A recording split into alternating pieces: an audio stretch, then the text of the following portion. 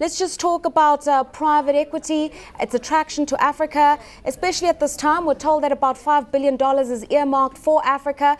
What can we do to capitalize on all of that, especially because we're in the midst of a global slowdown? Well, I think what we can do is to highlight even more the tremendous growth opportunities that we're seeing in Africa across the board and in many countries, and to try to package and prepare these opportunities to make them more attractive to private equity investors. All right, we're told that statistically, private equity constitutes just about 0.4% of Africa's GDP, whereas in countries like the United States, despite all the problems that they have, we're looking at 1.5%, for instance. What is it that African companies and African countries need to do to make the companies attractive and the environment a lot more feasible and viable for investment? Well, as I said, I think that they can start by packaging the opportunities in a more thorough fashion. Many people are not aware of these opportunities, and a lot goes into the presentation of the opportunities, giving the history, the projected growth rates in these companies and why they're so special. That's the first thing that one can do. I think the other thing that can be done is governments generally and industry associations can make a greater effort basically to market the opportunities in the continent. All right, now obviously investors look at things like rates of return and the margins, and we're told that investors won't do business in Africa for anything less than 40%. I don't know whether that's your experience, and in terms of the rates of return, what kind of figures are we looking at? Africa's expected to grow on average 5.5% next year. That's not my experience. I think that 40% is a little too high as a hurdle rate. Although it must be said that there have been a number of investments that have been made that have produced rates of return far in excess of that. We ourselves in our fund has been able to achieve that in one or two investments.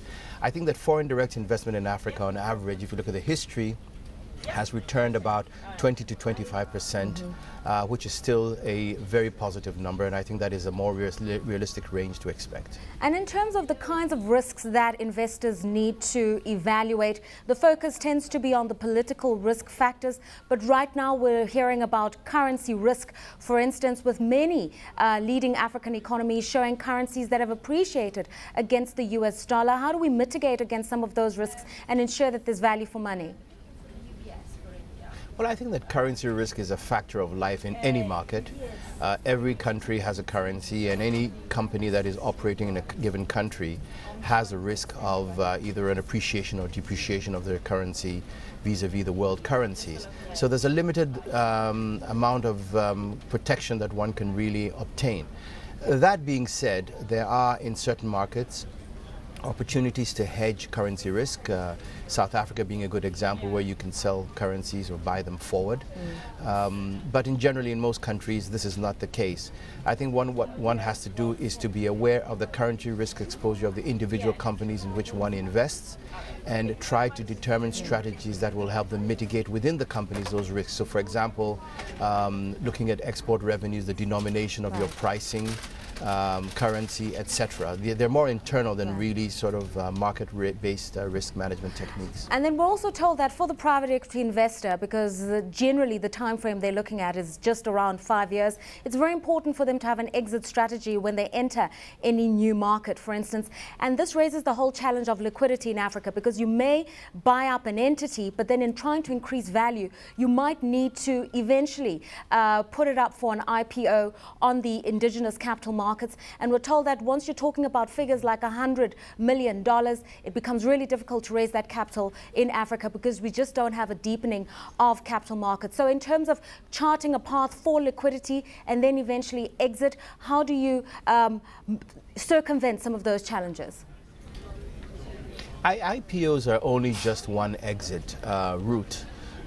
We, in our own fund, have had about 4 exits.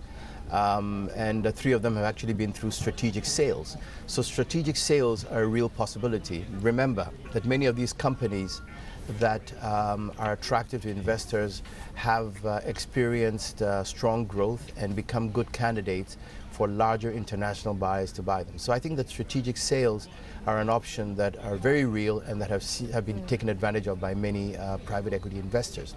All right. In terms of IPOs, there are a number of markets that are attractive, that are big enough. South Africa, Egypt, Nigeria, for example, that can have successful IPOs. All right, and a final question to you, Mr. Bucknor. We're seeing African governments very serious about raising capital for infrastructure.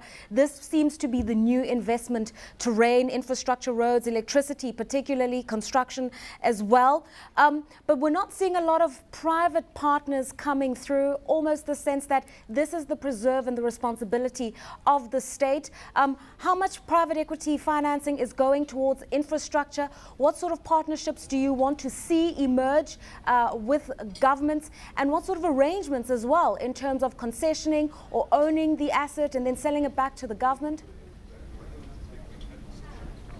Well, I think that there are tried and tested mechanisms for infrastructure type financing that is attractive to private equity investors. I think that the governments are making a transition. The transition is slow, but I think eventually the conditions for attracting private equity into those sectors will be there. It really has a lot to do with regulation, pricing, and the regulatory framework, and we've got a ways to go. But it's not only the direct investment in infrastructure projects per se that are attractive for private equity. There are businesses and industries around infrastructure that could be attractive. There are businesses that, for example, are involved in power generation, that are ancillary maybe to the core infrastructure spend. And so I think that is where private equity will find the most interest. And I think over time, as the regulatory framework becomes more established and more predictable, you will see, as has been the case in other countries, more private capital going into infrastructure spend.